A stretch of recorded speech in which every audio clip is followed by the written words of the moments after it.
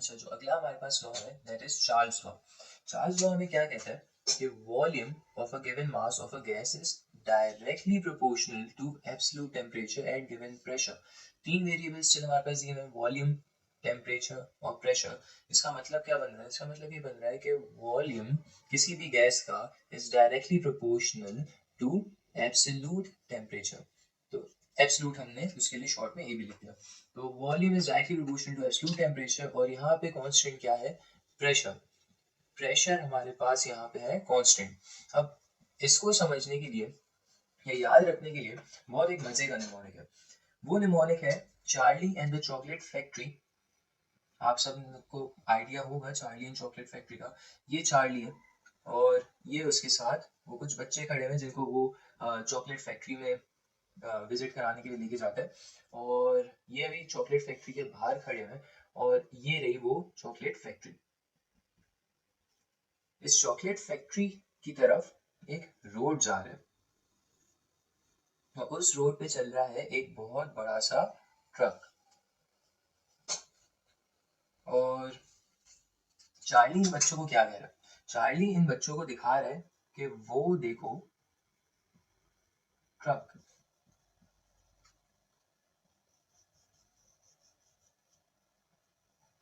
अब इससे आप लोगों को ये लॉ कैसे याद रहेगा? चार्ली से आप लोगों ने याद रखना है चार्ल्स। वो का जो वी है दैट इज फॉर वॉल्यूम। देखो का जो डी है this stands for directly proportional. और ये जो ट्रक का टी है दिस रिप्रेजेंट्स टेम्परेचर। तो किसी बच्चे ने इसको कंफ्यूज अब नहीं करना है कि किसी को अगर याद ना आ रहा हो कि भाई वॉल्यूम डायरेक्टली प्रोपोर्शनल था या इनवर्सली प्रोपोर्शनल था और चार्ल्स लॉ में टेम्परेचर की बात थी या वॉल्यूम की बात थी या प्रेशर की बात थी, तो उसको इस स्टोरी से याद रहेगा कि volume is directly proportional to temperature. Charlie बच्चों को बता रहा है कि वो देखो ट्रक, वॉल्यूम डायरेक्टली प्रोपोर्शनल और टेम्परेचर। अब इसको जानबूझ के इस तरह से ऊपर की डायरेक्शन में बनाया गया है। ये एक और रूट जा रहा है सीधा, लेकिन ये ऊपर की तरफ जा रहा है। ऐसा क्यों? ऐसा इसलिए बनाया गया है क्योंकि इसका जो ग्राफ बनता है वो ग्राफ एक स्ट्रेट लाइन आता है जो ऊपर की तरफ जा रही होती है। वो जब हम ग्राफ को डिस्कस करेंगे तो आप लोगों ने ये वाला रूट लाजमी याद रखना है। अब आते हैं इसकी एक्सप्लेनेशन पे कि अगर बोर्ड एग्जामिनेशन में इसकी एक्सप्लेनेशन आएगी तो वो आप लोग कैसे दोगे। एक्सप्लेनेशन के लिए हम इसकी दो स्टेट्स कंसिडर करेंगे। स्टेट वन, स्टेट वन में हम अपना वही कंटेनर के थ्रू कोई सा भी गैस लॉ होगा उसके लिए हम अपने कंटेनर्स यूज करेंगे। ये है हमारा कंटेनर वन जो स्टेट वन पे पड़ा हुआ है। ये रहा इसका पिस्टन, इसका वॉल्यूम है V और इसका जो टेम्परेचर है इस स्टेट में हमने जो उसको टेम्परेचर दिया हुआ है उसको सपोज हम कह देते हैं T, क्योंकि स्टेट वन की बात कर रहे हैं तो V1 और T1 और इसके अंदर कुछ गैस अभी मौजूद है। सपोज हम इस गैस का टेम्परेचर बढ़ा दें, अगर हम इसके वेरिएबल्स को चेंज कर देंगे तो अब उस गैस को हम ये नहीं बोल सकते कि वो स्टेट वन पे है, अब वो आ गई है स्टेट टू पे। अगर हम इसके टेम्परेचर को बढ़ाएंगे तो क्या होगा? जब हम इसके टेम्परेचर को बढ़ाएंगे तो गैस के पार्टिकल्स जब यहाँ से कोलाइड करेंगे तो वो एकदम से शूट करेंगे ऊपर। बिल्कुल इसी तरह कि जिस तरह अगर हम किसी गर्म ऑब्जेक्ट को हाथ लगाए और हम फौरन से पीछे हटालेंगे, इसी तरह गैस के पार्टिकल जाएंगे और फौरन से यहाँ से बाउंस बैक करेंगे। इसका मतलब इनकी मूवमेंट बढ़ेगी और इसको हम कहते हैं कि काइनेटिक एनर्जी बढ़ेगी इनकी। जब इनकी काइनेटिक एनर्जी बढ़ेगी तो ये आपस में और कंटेनर की वॉल से पहले से ज्यादा टकराएंगे, यानी बहुत ज्यादा कोलाइड करेंगे। और जब ये कोलाइड करेंगे तो वो इस पिस्टन को ऊपर की तरफ पुश करने की कोशिश करेंगे और अगर ये मूवेबल पिस्टन है तो वो उसको ऊपर पुश भी कर देंगे इस तरह से। यानी ये पिस्टन को उन्होंने पहले यहां से ऊपर की तरफ पुश कर दिया। कैसे पुश किया? जब हमने टेम्परेचर को T1 से बढ़ा के कर दिया T2। जब हमने टेम्परेचर बढ़ाया तो हमें दिख रहा है कि पिस्टन ऊपर गया और इसका वॉल्यूम जो कि पहले इतना सा था अब और बढ़ गया। तो वॉल्यूम V1 से हम कह देंगे हो गया है V2। तो अब इसकी डेरिवेशन हमने कैसे करनी है? डेरिवेशन हम इस फॉर्मूला की मदद से करेंगे। स्टेट वन में हम बोलेंगे कि volume is directly proportional to temperature, क्योंकि हम स्टेट वन की बात कर रहे हैं इसलिए V1 और T1। प्रोपोर्शनैलिटी अर्थी तो क्या आता है? इक्वल और कांस्टेंट। यहाँ पे कांस्टेंट क्या है? Pressure. Pressure into T1। T यहाँ मल्टीप्लाई हो रहा है, वहां जाके डिवाइड हो जाएगा, ये बनेगा V1/T1 equals P। This is equation 1।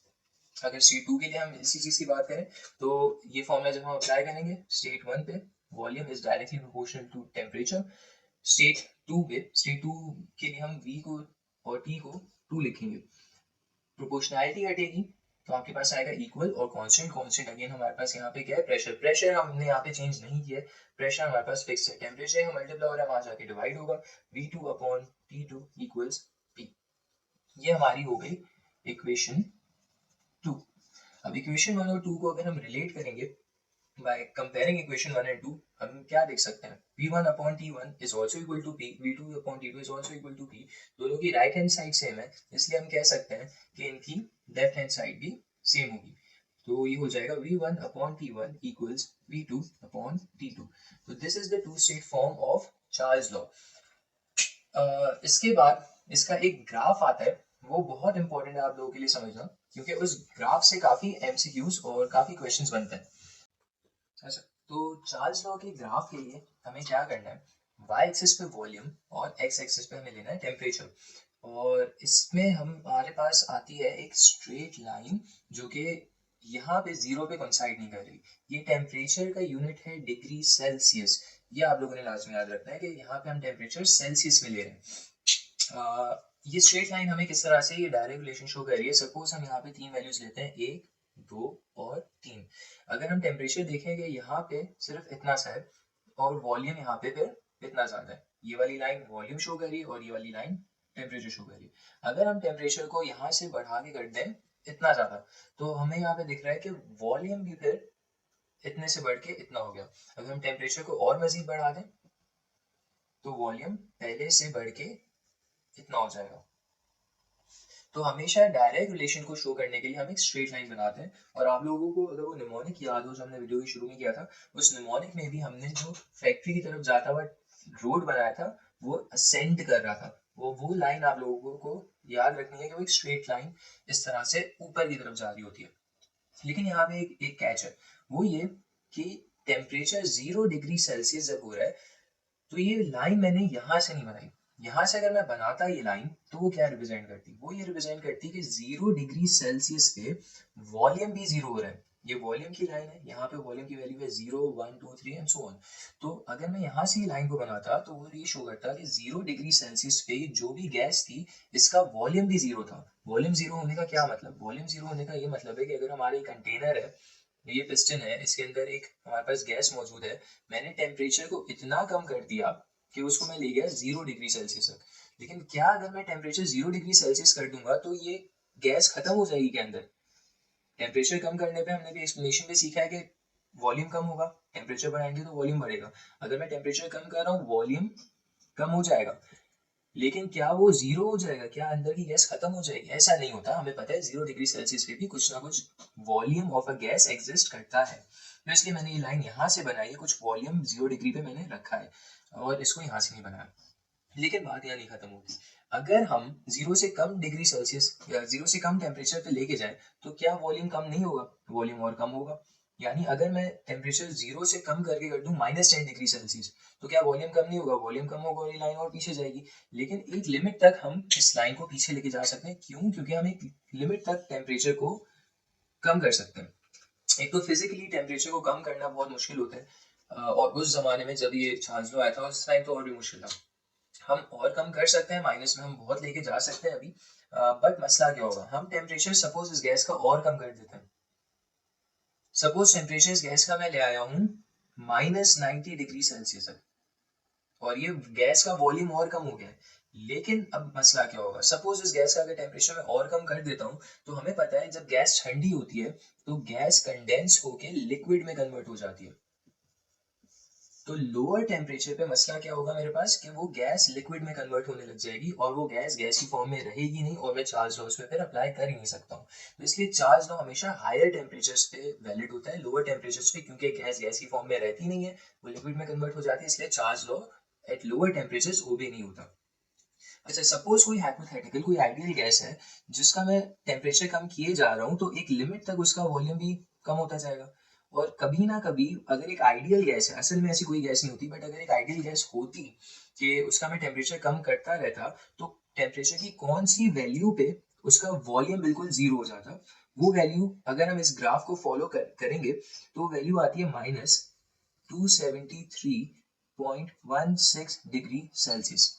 ये वैल्यू बहुत इंपॉर्टेंट है, ये वाली, ये आप लोगों ने लाजमी याद रखनी है क्योंकि ये एमसीक्यूज में बोर्ड एग्जामिनेशन में बहुत पूछी जाती है।